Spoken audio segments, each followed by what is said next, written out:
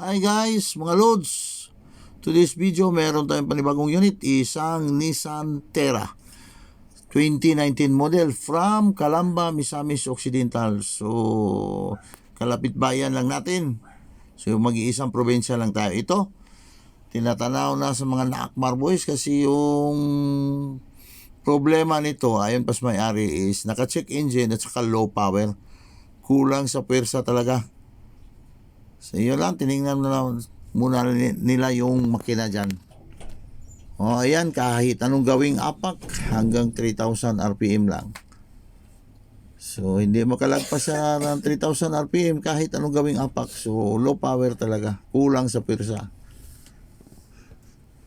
Ayan, tinuturo-turo na yung check engine dyan. So tapos nang pinandar yung makina, dito naman tayo i-scan naman natin para magkaalaman na. So tapos na i-scan, so siguro meron na silang diagnose dyan yung mga Naakmar boys. So pinasok na yung unit.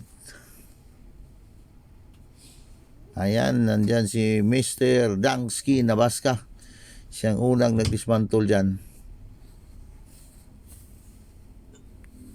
So nireview pa yan. So kahit anong gawing palo, wala talaga. Kahit anong gawing apak, hanggang 3,000 RPM lang. So yan yung mga Naakmar boys. O kitang-kita nyo yan. So na-dismantle na, kitang-kita yung carbon deposit yan. Sobrang kapal. Para hindi talaga ito nakliningan mula nang binili itong unit na ito. So 2019 model at saka ngayon, ano nang year? So mga 5 years na hindi nakliningan. Saka pang araw-araw pa ito ginagamit sa may-ari, kaya na ganito ang resulta. Sobrang kapal sa carbon deposit. So dahan-dahan ang dinismantle dyan sa mga Naakmar boys. Yung intake, EGR, saka turbo, sinama nila lahat ng paglilinis. Parang ma-okay yung problema sa sasakyan na ito. So ayan yung dalawang member ng Naakmar boys, si JC Micrandayo at saka si Dangsky Nabaska. So pag-ingatan nyo yan mga Naakmar boys, hindi kayo makasira. So dyan, so ito yung throttle body, sobrang ring maitim. Hindi talaga ito nakakliningan siguro kahit isa. Ayan o, yung carbon deposit, sobrang makapal. Nako. Ay, nako. So, ayun. Yung intake, pati na rin. Parang may nagbabahay na mga ano dyan. Yung mga octopus kasi parang may ata. Sobrang maitim. So, ayun na. Parang na-dismantle na lahat yung dapat linisan na item na mga parts. Ayan, nilinisan na talaga. So nako, sa sobrang kapal ng carbon deposit dyan. So sa Bisaya pa, takuling. So hindi talaga ito na paglinisan ni ma'am o di ba ni sir. So ito, parang nagpipir sila ng kinilaw na pusit. Ang itim na yung nasa loob ng planggana. Ayun. Todo linis mga Naakmar boys. Na pagbutihin yan, ayan, parang nalinis na. So ito, nilinis pa yung intake. Pagbutihin yung mga Naakmar boys para makabil tayo.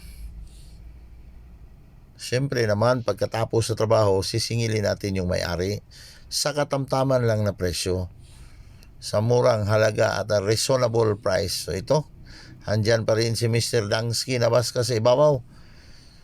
Parang hindi pa niya natapos na dismantle yung mga parts dyan na kailangang tanggalin.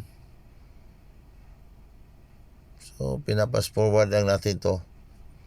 At least yung mga may mga sasakyan dyan, magka-idea sila na dapat talaga isama sa maintenance yung pagpapalinis ng turbo, basta diesel yung sasakyan ng AGR, saka marami pang iba dapat linisan. Partida yan. Ayan, tapos na nilinisan mula, parang naging maputi na yung kanina na maitim. So, mukhang ikakabit na nata nila ito. Sunod na nila ikabit kasi nilagyan na nila ng pandikit. Isang gasket all.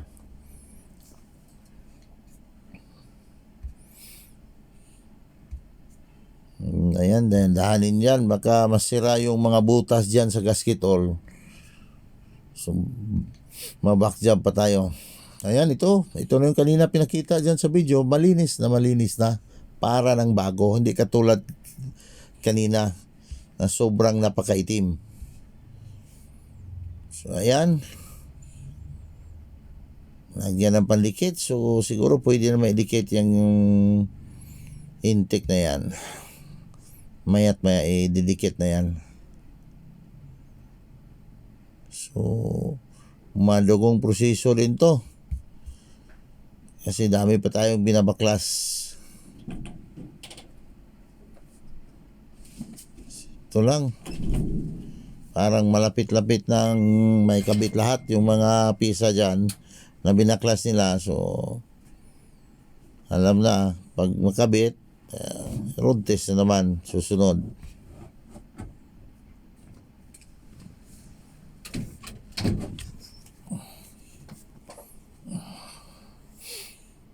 Ingatan nyo dyan mga Nakmar boys, para walang tagas yan.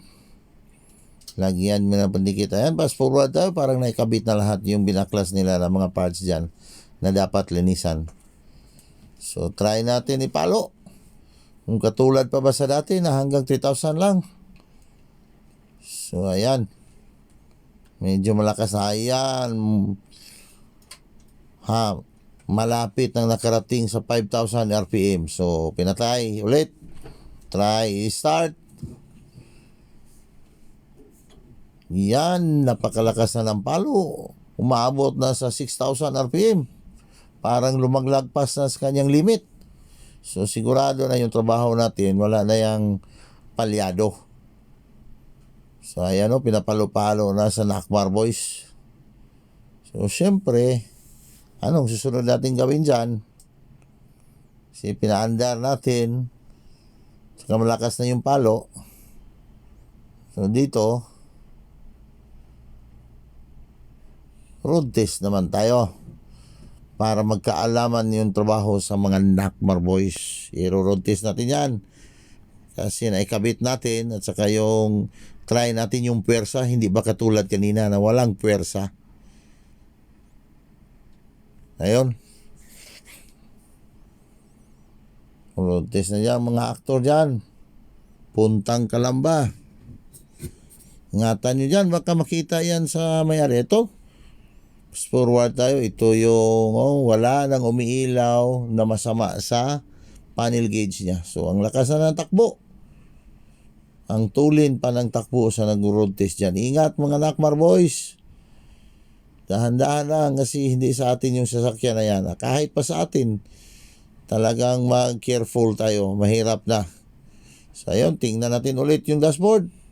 Sobrang napakalakas ng RPM na, more than 3,000, at saka yung speedometer niya lagpas 120 ang tulin sa kanilang takbo dyan. Yun, so okay lang kasi straight naman yung daan. So tapos mag-road test, naghihintay kasi yung may-ari. So pinakita natin sa kanya yung yung isang pisang pinalitan natin. So ito yung map sensor, at saka in-explain natin saan banda nakalagay. So ito, pinakita natin yung kinabit na bago, at saka yung sa kanila na busted na. Busted na kasi, kaya nga pinalitan natin. So approved by the owner. So tapos na. So paano yan? So uwi na si sir dyan kasi tapos na road test, nakita na niya yung parts dyan na kinabit. So hanggang dito lang.